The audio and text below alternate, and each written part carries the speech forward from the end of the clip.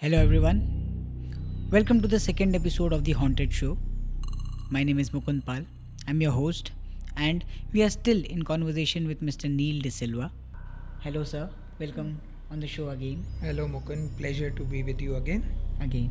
So, right, right before we started uh, Mm. the camera thing on, you shared something like which was I have never experienced that thing. Yeah. It was about uh, sleep paralysis. Okay. So, Yeah. Yes. and that thing you have been going through in your youth for a very long time. Yeah. Do you still have it? I still have it. You still have it. So, can you tell our viewers Mm. what is it? Because that is something I haven't experienced it. So I'll have to give you a little bit of a context here first before I start talking about it. So this happened with me when I was for the first time. I think I was in my early 20s. Hmm. So at that time, I had just finished my post graduation, and I had started my coaching class, my own coaching class. My father was also a teacher in it, and we had quite a lot of activity going on there. So, if you remember the childhood episode when I said Yeah. that our house was very secluded, Hmm. lonely, isolated, silent, Correct. all that changed in my after my teenage, after my youth, because Hmm. then we started. My father started giving tuitions at home, and we had a lot of kids coming, and because of that, the activity increased in the house, and for few years, the fear psychosis that had built in me, it went away because I was always surrounded by people till late night, and things were better. But then in my early 20s, I think I was 22 when I started my coaching class. And then the routine changed. Hmm. Now there were no kids coming home. Now we had a class premises outside. So there, I would go in the mornings, Hmm. teach for a couple of hours, two batches, come back home, then have a little rest, lunch, and everything. And after that, in the early afternoon, around 3, I would go back to the classes and then come back late in the night. So it was, of course, a very hectic kind of life. Hmm. Late as in what time Very late? late, around 9, 9:30, sometimes even 10. Okay. So, like post dinner time. Hmm. So it was, and because this was teaching, so I would stand and teach, and Hmm. standing for so many hours, Hmm. it was very taxing. But I Correct. was a young man at that time, Hmm. and I didn't feel the pinch of it so much. Hmm. Now, the thing that I'm going to tell you, it happened with me recurrently in that middle gap, Hmm. in the afternoon gap when I used to come home. So at that time, my room was the balcony. The balcony was given to me. We had a big Hmm. balcony. So there was a cot where I would have after having my lunch, I would lie down for a while Hmm. because the rest of the day was to be spent standing. Correct. So I would lie down for a while. So when I would go for my rest, Hmm. I would invariably fall into a nap.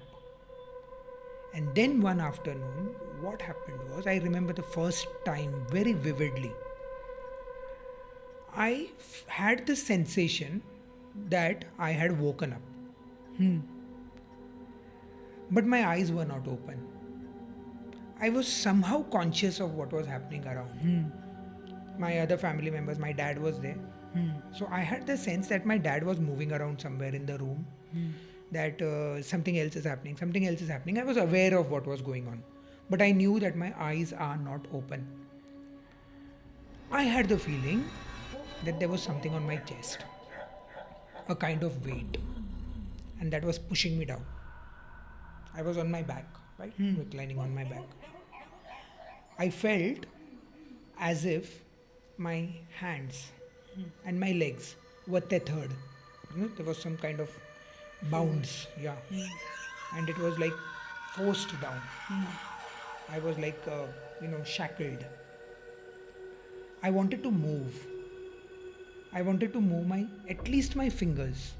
I could not. Not even my toes. And then there was this thing on my chest which would not allow me to move at all. I wanted to turn on my side.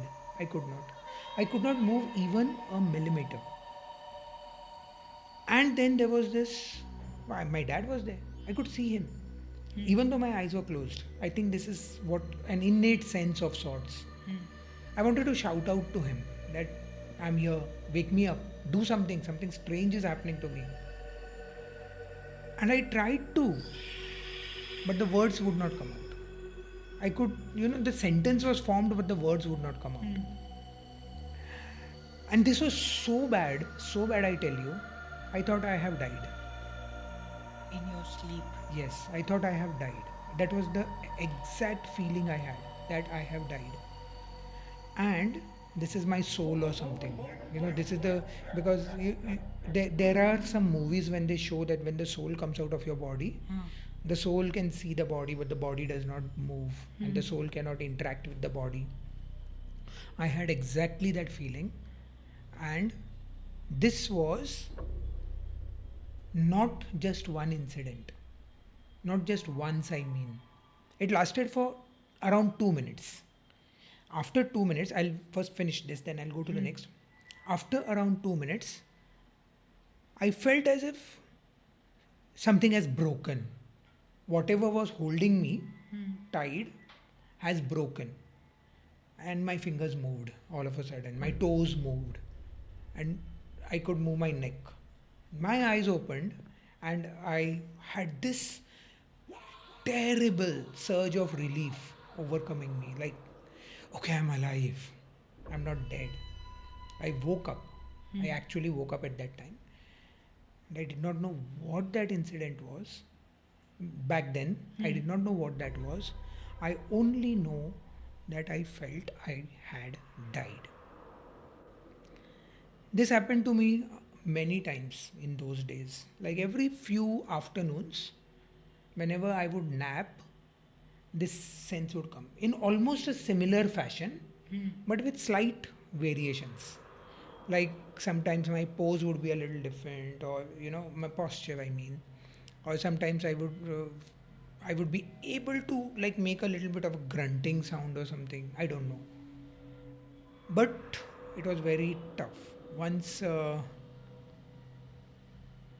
I had, this went to an even greater level. This happened only once, but it is terrifying enough. So this was one more of those afternoons. Many incidents had already occurred. This was one more of those afternoons when I was on my back, and this thing starts again, the sleep paralysis thing. Now I know the name sleep paralysis. I did not know it back then. But this time, it is more intense. I have this feeling, apart from the shackling and all that, I have the feeling that I'm floating upwards.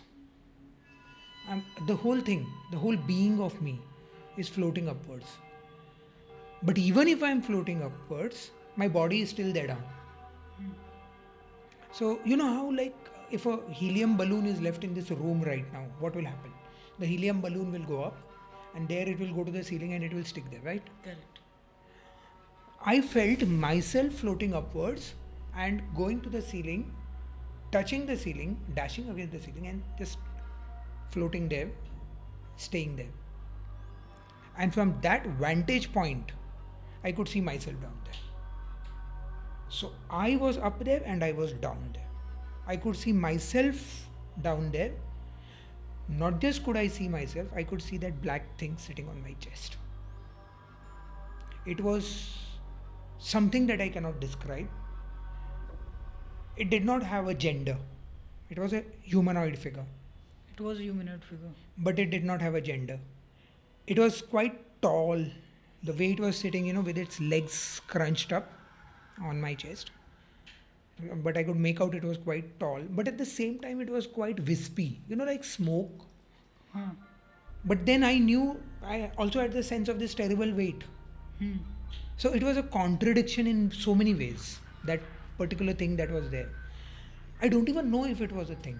I could not tell. You cannot pinpoint such a thing when you have in such an episode. And also, when you think about these episodes later on in your life, in retrospect, when you look back, your mind tries to conjure things which might not have been actually the case.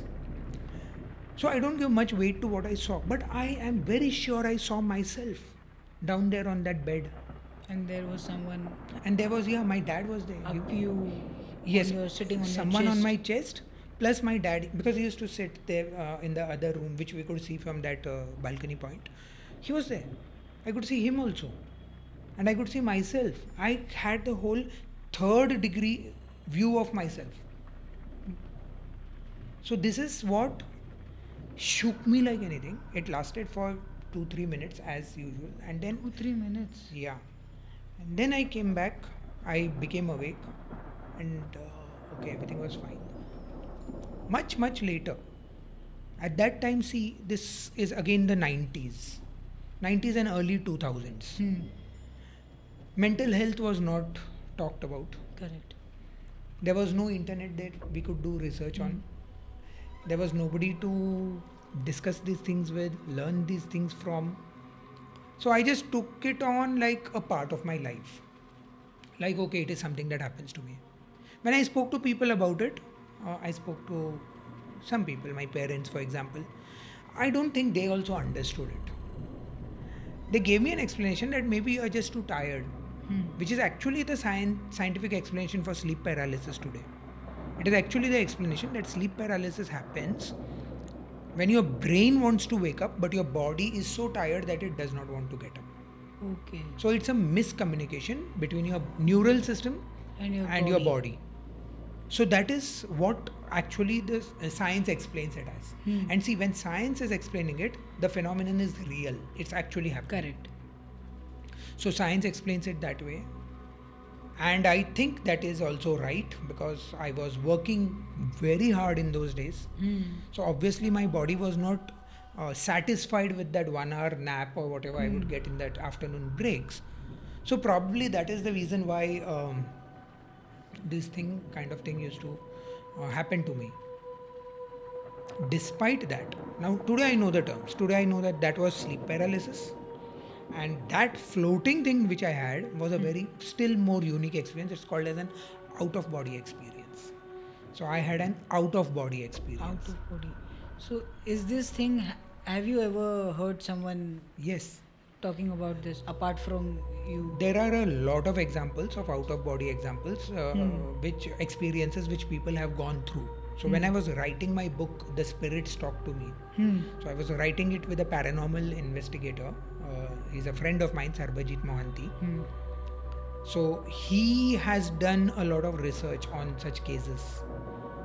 And through him, I came to know of many people who have gone through these out of body experiences. I have heard of pregnant women going through this during labor. It has happened. Oh God. Because the pain is so much that you feel that a part of your body has just left you, and you tend to think it is your soul. I have heard of people on their deathbed, having this out of body experience, that they actually float out of themselves and they see that they have died. So that is actually the soul phenomenon that we talk about, the ethereal part of you leaving you. So on that note, we can wrap this episode. It was a lovely episode. We had some deep, scary things like sleep paralysis and some good experience as well. And share your comments on the comment section, and you can share your experience about recurring dreams, your sleep paralysis. We'll go through those comments, and we'll love to know your experience and your side of perspective, like how you all have gone through. And if you have similar experiences, do let him know, do let us know. And on that note, we'll wrap this episode, and we'll meet on the next episode. Yes. And I hopefully There'll be lots more. coming up for you and for me, because even I'm not sure what's coming up next. So it's a treat for you as well. Yeah. it's a treat for everyone. Yeah. Meet you on the next episode. Thank you. Thank you. Thank you.